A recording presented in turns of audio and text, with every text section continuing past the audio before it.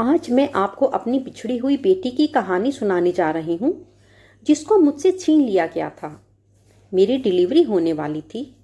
Doctor ने मुझे बताया कि मेरी बेटी पैदा हुई है। उसी समय मेरे घर पर एक फकीरनी आई और मेरे बेटे को देखते ही बोली, यह बच्ची मनहूस है। इसकी मनहूसियत तुम्हारे पूरे खानदान को खा जाएगी। अगर यह 18 साल तक किसी दरगाह में किसी बाबा के पास रहेगी तो इसकी मनहूसियत खत्म हो जाएगी। मेरी सासू माँ यह सुनकर बहुत परेशान हो गई और मेरी बच्ची को मुझसे छीनकर उस फकीरनी को दे दिया और उससे कहा, जब यह बड़ी हो जाए तो इसे हमारे पास ले आना। वह फकीरनी फौरन मेरी बच्ची को लेकर वहां से चली गई। मैं बहुत रोई गिड़गिड़ाई, लेकिन मेरी बात किसी ने नहीं सुनी। मेरे आंसू किसी ने नहीं देखे। मेरा शोहर दूसरे मुल्क में रहता था। मेरे शोहर को मेरी सास ने बताया कि तुम्हारी मुर्दा बच्ची पैदा हुई थी। कई सालों बाद जब मेरा शोहर घर वापस आया तो उसके साथ दुल्हन के जोड़े में एक लड़की थी।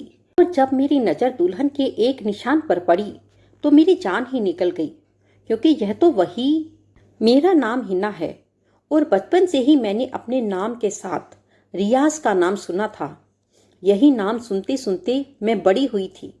मेरे अम्मी अब्बू ने बचपन में ही मेरा रिश्ता रियाज के साथ तय कर दिया था। रियाज मेरे अब्बू के दोस्त का बेटा था। वह बचपन में हमारे घर आया करता था। वह जब भी हमारे घर आता था तो उसका मूड ऑफ होता था। ऐसे लगता था जैसे वह मुझे पसंद नहीं करता।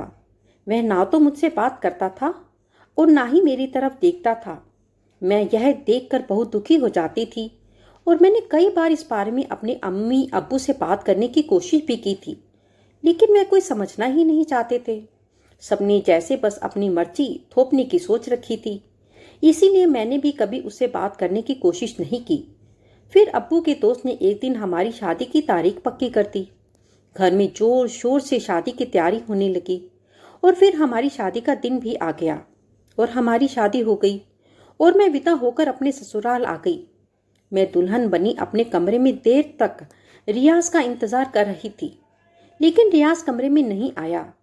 जब बहुत देर हो गई और मैं इंतजार करते करते थक गई, तब मेरी सास कमरे में आई और मुझसे कहने लगी, रियाज आज रात यहाँ इस कमरे में नहीं आएगा, क्योंकि तुम्हारे ससुर से किसी बाबा ने कहा है कि आज की रात तुम दोनों पर बहुत भारी है, इसीलिए वह कल ही तुम्हारे कमरे में आएगा। अब तुम सो जाओ, क्योंकि देर बहुत हो चुकी है। तुम थक गई होगी, कपड़े बदल कर सो जाओ। वह यह कहकर मेरे कमरे से चली गई। मैं उनकी बातें सुनकर बहुत हैरान हो गई। भला ये क्या बात हुई? शादी की पहली रात ही मेरे शोहर को मेरे पास आने नहीं दिया। मुझे इन लोगों की सोच पर बहुत ताज्जुब हो रहा था। मैं बेड से उठी और मैंने अलमारी से अपना नाइट सूट निकालकर पहन लिया। फिर मैं सो गई। मेरी सास बहुत वहमी थी। वह हर काम में वहम करती और अपना हर काम बाबा जी से पूछकर करती थी। वह हर काम में वहम करती थी, कहीं ऐसा ना हो जाए, कहीं वैसा ना हो जाए, कहीं मेरा यह काम गलत ना हो जाए। अगर कोई काम करती तो बहुत ज़्यादा सोच विचार कर करती थी कि कहीं किसी काम में कोई खराबी ना हो जाए।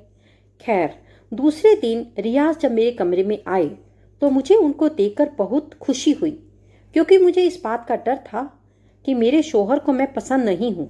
लेकिन उनको देखकर मेरा डर दूर हो गया। रियाज मेरा बहुत ख्याल रखते थे। रियाज बहुत खामोश मिजाज की इंसान थे, लेकिन कभी कभी तो मुझे ऐसा लगता था जैसे वे किसी परेशानी में हैं। रियाज बिल्कुल भी ऐसे शोहर नहीं थे जो शादी के शुरू के दिनों में नई नवेली दुल्हनों के नखरे उठाते हैं। उनमें वैसी कोई बात ही नहीं थी। हमारे बीच में एक हल्की सी झिझक थी और वो झिझक खत्म हो ही नहीं रही थी। 4 महीने बाद ही रियाज की दुबई में नौकरी लग गई। मैं और घरवाले सब बहुत खुश थे।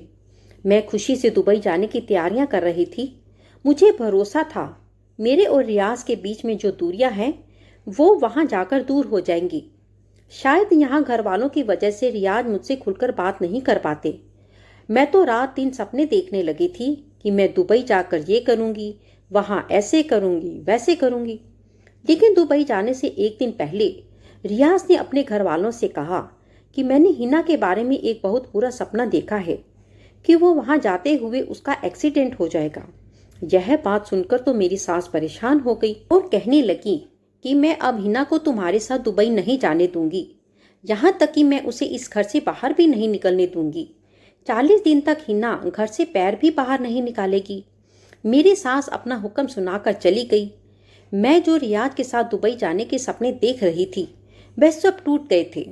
मैंने रियाज से कहा, आप अपनी मम्मी से बात करें और मुझे अपने साथ दुबई लेकर चलें।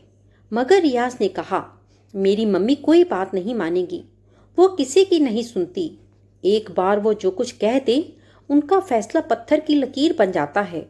मैं उनसे बात नहीं करता। तुम जानती हो कि वो कितनी वहमी है, एक बात को पकड़कर बैठ जाती हैं। रियाज की यह बात सुनकर मैं खामोश हो गई और भला मैं कर भी क्या सकती थी। मैंने अपना सारा सामान बैग से निकाल कर अलमारी में रख दिया। दूसरे दिन रियाज दुबई के लिए निकल गए। यूं ही दिन बीत रहे थे। रियाज का फोन तो आता था, लेकिन वह सिर्फ अपनी अम्मी से बात करते थे, मुझसे बात नहीं करते थे। मैं बहुत उदास रहने लगी थी।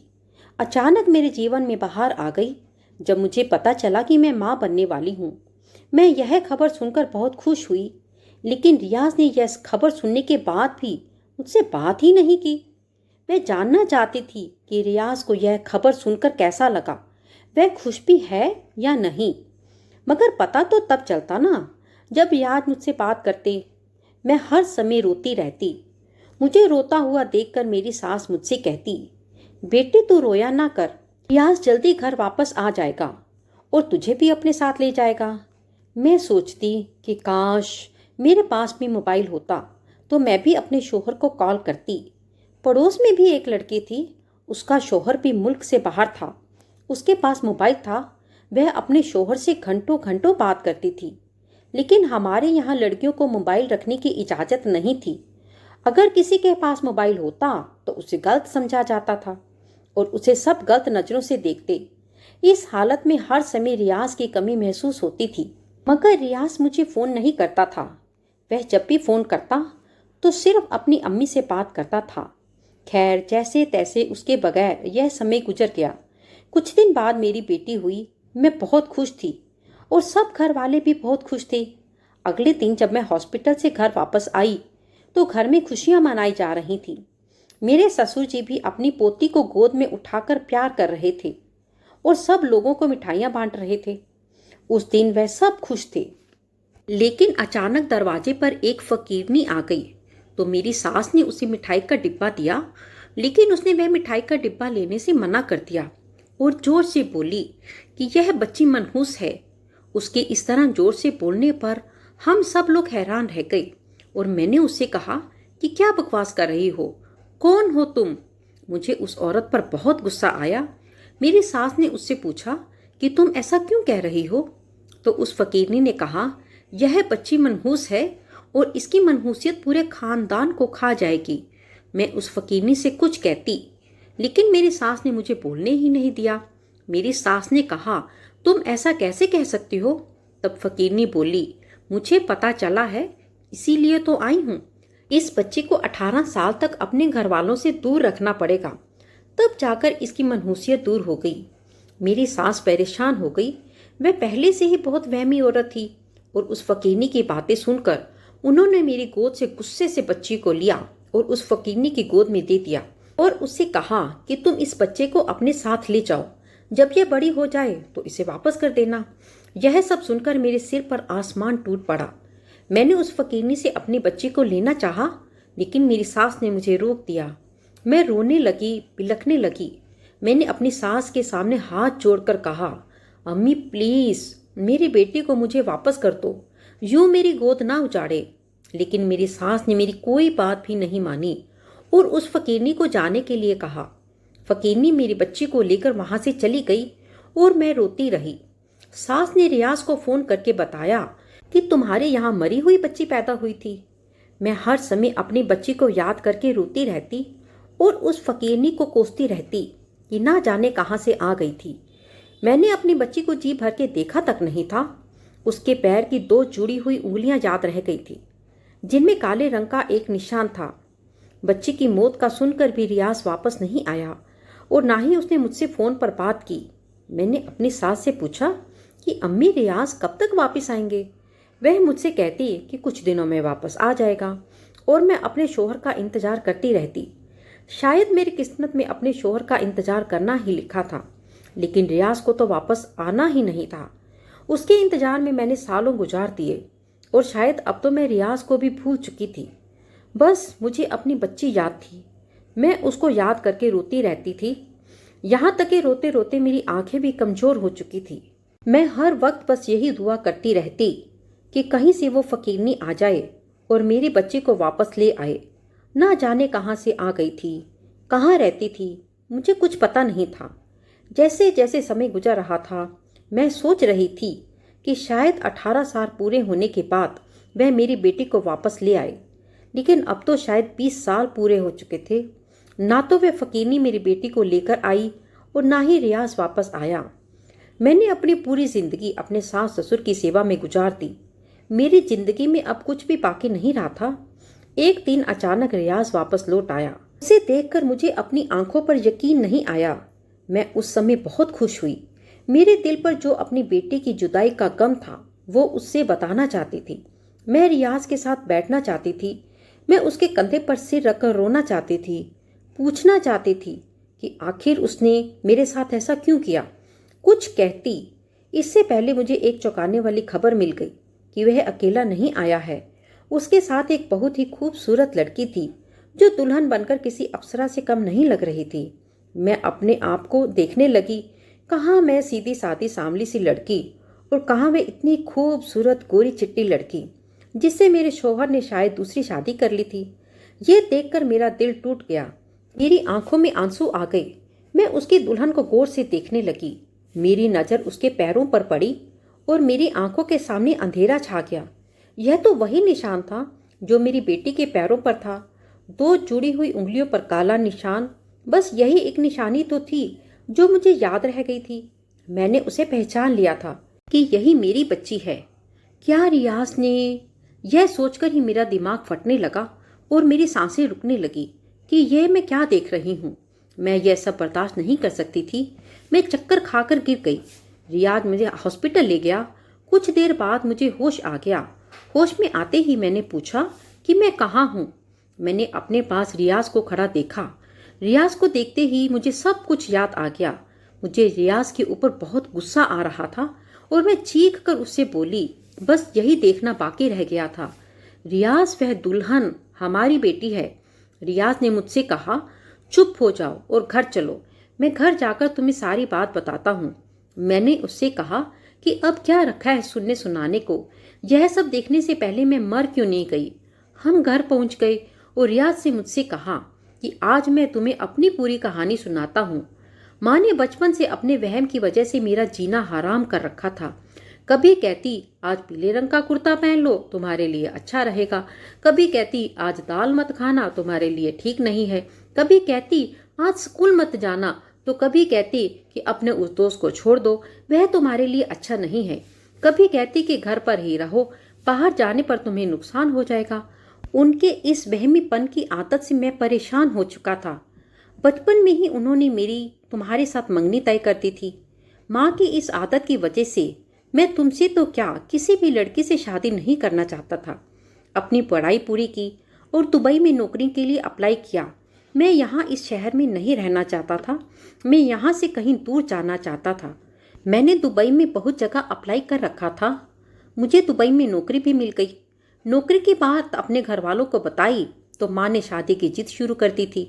मैंने उनसे बहुत मना किया कि अभी तो मेरी नौकरी लगी है, पहले मैं कुछ दिन नौकरी कर लूँ, फिर बाद में शादी करूँगा।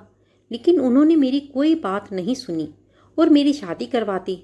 लेकिन मैं तुम्हें अपने साथ नहीं लेकर जाना चाहता था, इसीलिए मैंने माँ के सामने झूठा सपना बताया था। मैं जानता था मेरा सपना सुनकर माँ जी तुम्हें मेरे साथ नहीं जाने देगी, क्योंकि वह बहुत वहमी है। और यही हुआ, उन्होंने तुम्हें यहीं रोक लिया और मैं अकेला दुबई चला गया। लेकिन मैं दुबई अकेला नहीं गया था। कुछ साल पहले मैं यूनिवर्सिटी में पढ़ता था। वहाँ मेरी मुलाकात समीना से हुई और मैं उससे मोहब्बत करने लगा। पढ़ाई पूरी होने के बाद हम दोनों ने शादी कर ली। मैं जानता था मेरे घर वाले मेरी शादी तुमसे करवाना चाहते हैं, इसलिए मैंने अपने घर पर किसी को नहीं बताया। लेकिन मैं अपनी मर्जी से शादी करना चाहता था। लेकिन जब मैंने अपने घर वालों को अपनी नौकरी के बारे में बताया तो माँ ने जबरदस्ती मेरी शादी तुमसे करवा दी। मैं समीना के साथ दुबई चला गया। कुछ दिन बाद मुझे पता चला कि तुम माँ बनने वाली हो। मुझे तुम्हारे बच्चे का बाप बनने की कोई खुशी नहीं थी। फिर कुछ दिन बाद मुझे पता चला कि समीना भी माँ बनने वाली है। तब मैं बहुत खुश हुआ। लेकिन एक दिन समीना सीढ़ी से फिसल कर गिर गई और उसका मिसकैरेज हो गया। डॉक्टर ने बताया कि अब समीना कभी माँ नहीं बन सकती। यह सुनकर समीना सदमे में चली गई और वह रोती रहती और मैं उसको बहलाने की कोशिश करता रहता।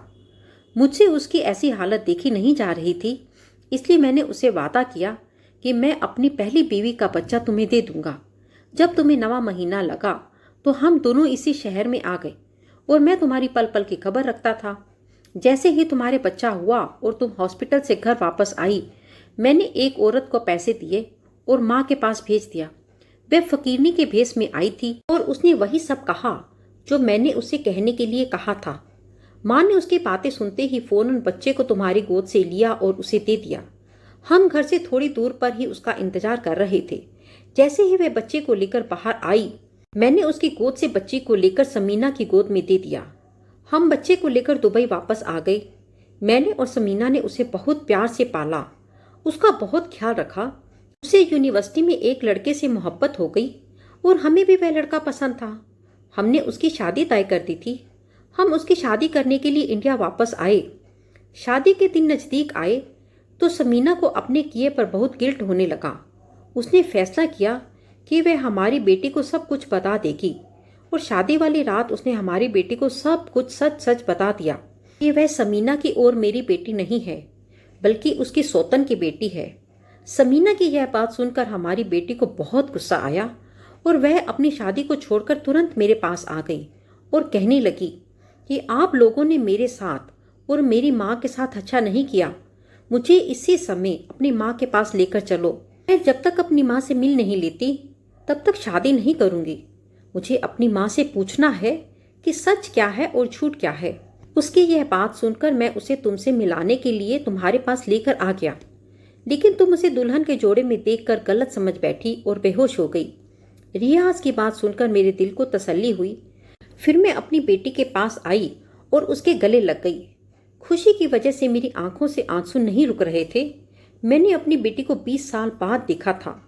मैंने अपनी बेटी को बहुत प्यार किया और उसे बहुत सारी बातें की और अपनी पूरी कहानी उसे सुनाई। और रियाज ने कैसी चालाकी दिखाकर तुम्हें मुझसे छीना। मैंने उसे सब कुछ सच सच बता दिया था। यह सुनकर मेरी बेटी रियाज पर बहुत गुस्सा हुई और मुझसे बोली, माँ अब आप एक ऐसे इंसान के साथ नहीं रहेंगी जिसने कभी आपको कोई खुशी नहीं दी, शोहर होने का कोई फर्ज नहीं निभाया, कभी आपको पलटकर देखा तक नहीं। मैंने अपनी बेटी से कहा कि बेटी यह तुम क्या कह रही हो? मैं ऐसा कैसे कर सकती हूँ? मैं ऐसे अपने शोहर को कैसे छोड़ सकती हूँ?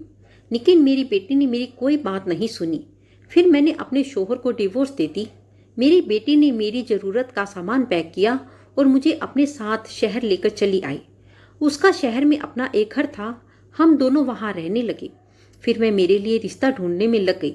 वह चाहती थी कि एक अच्छे इंसान से मेरी शादी करवाकर मुझे खुश रहता हुआ देखे। उसने अपने मंगेतर को भी सब कुछ बता दिया था और उसको यह भी बता दिया था कि वह अपनी माँ की दूसरी शादी कराना चाहती है। यह सुनकर उसके मंगेतर ने कहा कि तुम अपनी माँ की शादी मेरे दोस्त के अब्बू से क्यों नहीं करा देती? उनकी पत्नी की डेथ हो गई है। उसके बाद उन्होंने दूसरी शादी नहीं की और वह बहुत शरीफ इंसान है और तुम्हारी माँ को खुश भी रखेंगे। अगर तुम कहो तो मैं उनसे बात कर कर देखता हूँ। मारिया ने कहा, ठीक है, तुम उनसे बात करके देखो। वह भी मेरी माँ की उम्र के ही थे और उम्र के इस पड़ाव में अकेले पड़ चुके थे। उन्हें भी किसी साथी की जरूरत थी। कुछ दिनों बाद मेरी माँ की और उनकी शादी हो गई। वह बहुत अच्छे इंसान थे। वह मेरी माँ का बहुत ख्याल रखते थे और मेरी माँ उनके साथ बहुत खुश थी। 1 महीने बाद मारिया की भी शादी हो गई। मारिया अपने शौहर के साथ बहुत खुश थी। समीना और रियाज भी मारिया की शादी में उसे दुआएं देने के लिए आए थे। मैं अपनी जिंदगी में बहुत खुश थी और मैं अपनी पिछली जिंदगी को भूल चुकी थी। मेरी पिछली जिंदगी में ऐसा कुछ याद करने के लायक था भी नहीं। मेरी बेटी ने ठीक ही कहा था कि जिंदगी की खुशियों पर मेरा भी हक है। शायद सब्र का फल ऐसे ही मिलता है दोस्तों। आपको हमारी ये वीडियो कैसी लगी प्लीज़ प्लीज़ प्लीज़ हमें कमेंट बॉक्स में लिखकर ज़रूर बताइएगा। वीडियो को लाइक कीजिए, शेयर कीजिए और चैनल पर नए हैं तो चैनल को सब्सक्राइब जरूर कीजिए। साथ में घंटी के निशान को प्रेस करके ऑल के बटन को क्लिक जरूर कीजिए। नमस्कार, धन्यवाद।